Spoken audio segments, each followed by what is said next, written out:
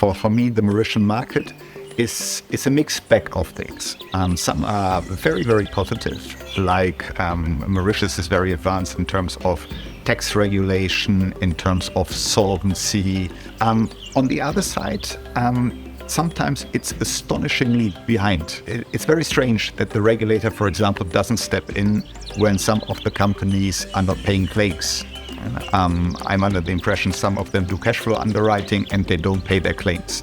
And then in general, the market is not yet very digital. Mauritius is still a bit behind more developed markets when it comes to what I would call infrastructure, like public databases which are accessible for insurers and which allow them to do the application process for customers in a very convenient way. It's not needing to ask 100 questions, but simply retrieving all this from databases, which allow for fairer pricing, etc.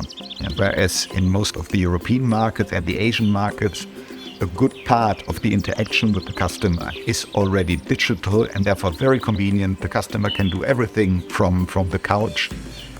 Once again, the infrastructure, but also the market practice for going digital is still quite behind on Mauritius. We are number one in the biggest GI insurance line, which is car insurance. We are number two in the second biggest line, which is health insurance. We already have 15% market share in the rapidly growing life insurance market and rapidly catching up over the last years. But beyond that, if I look more into the internals of MUA, for me, it's three things.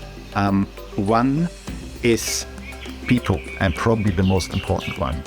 The second thing is the willingness to change. And the third one is what nobody else in the insurance market in Mauritius has, even close to the extent that we have it, is our presence in East Africa. MUA's future is East Africa. So why do I say this? I think in East Africa, MUA has what I sometimes call a triple booster. So first, the East African markets are larger than Mauritius. I mean, Mauritius had 1.3 million inhabitants. The East African countries where we are, I don't have the exact figure, but it's between 150 times to 200 times bigger. Secondly, they're growing much quicker. Population growth, demographics are so much more dynamic in East Africa than they are in Mauritius. And thirdly, for the time being, the penetration of the population, so the potential customer base with insurance, is still pretty low. And that's normal because some of those countries are still at rather early phases of their development. But I'm 100% confident that as time goes by, the development will come and penetration will first approach Mauritian levels and afterwards go beyond that and basically go towards the average levels that you have, for example, in East Asia. So we did this little calculation to illustrate where the potential in East Africa lies.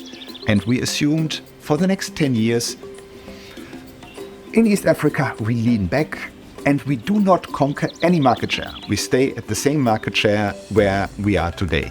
Side note, over the last 10 years, we've significantly gained market share. But let's assume we stop here gaining market share. And we only benefit from population growth. And we benefit from the fact that as the population gets richer, they will buy more insurance and thus insurance penetration goes up. If we project then the next 10 years forward, with the historical rates of population growth, and if we only assume that over those 10 years the countries would converge to just 80% of Mauritius insurance penetration, then MUA Group in 10 years from here would be 5 times bigger than it is today, and 80% of that size would be in Africa, no longer on Mauritius. Well, to put it simple, on Mauritius, we want to be the clear leader of the market, without any doubt. Not only the biggest, but also the best, being known to be one cut above the rest. And in East Africa, we want to be the leading regional insurer. So our customers very often, they also span several countries with their business, and they have a lot of choice of which insurer they choose to accompany them there. We want to be their number one choice.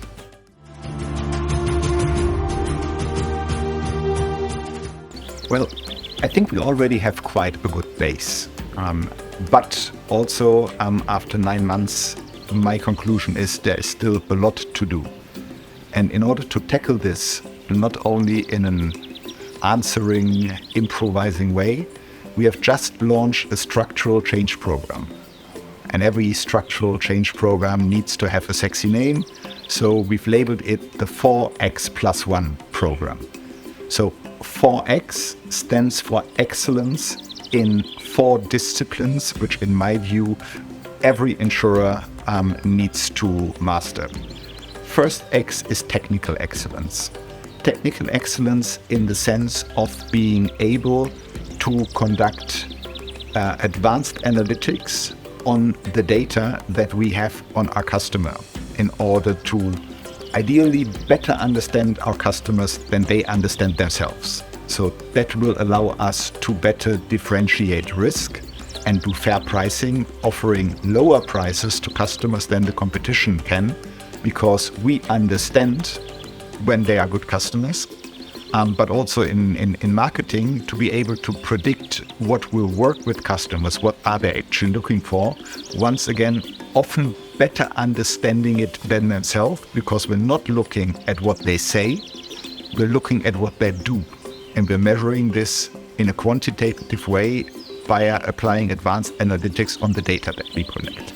Second X is HR excellence. So excellence in human resources. The challenge here is to really come to the standards of the best customer-oriented companies in terms of training, upskilling the people, in terms of finding the right people, but then also in terms of retaining those people and motivating them to behave as if MUA was not a company to which they go in the morning, work for 8 hours and then go home, but if it was their own company, as if they were the entrepreneur and they really also have a personal interest in convincing the customer to stay and do business with MUA.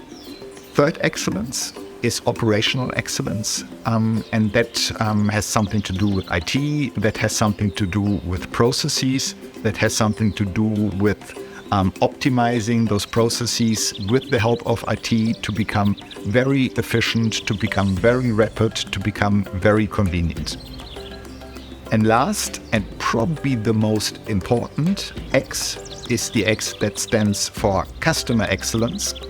And that is probably self-explaining when it comes to the word, but it is the most important and the most difficult to achieve. So at the end of the day, you want MUA, and once again, that's the people in MUA, create an experience for the customer which makes the customer happy. 4X+1, those were the 4X.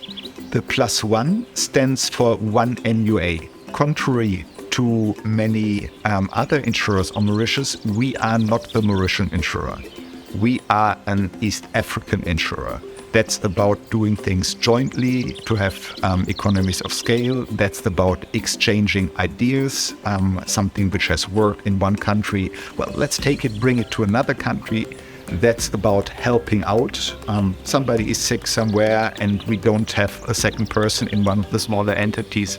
We send somebody. Something is going wrong and they need to have an external view of it. Well, we send somebody from another place. So bringing MUA together and steering the 6 or maybe tomorrow 7, 8, whatever a number of entities that we have, in a way that the whole is more than the sum of the parts.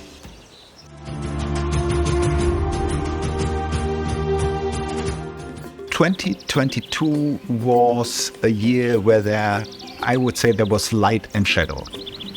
The shadow was mainly the shadow of the big ugly specter of inflation, which after being away so long raised its ugly head once again.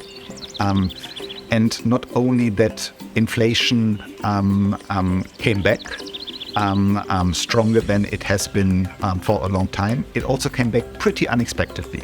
It means that if you don't foresee the inflation, you don't put them in your premium calculation.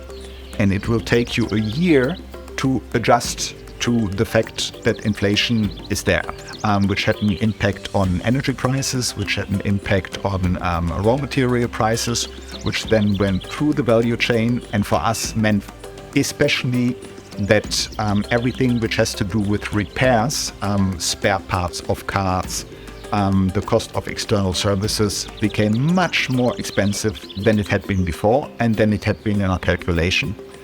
We reacted, but it takes, as I explained, it takes a year to be fully in there.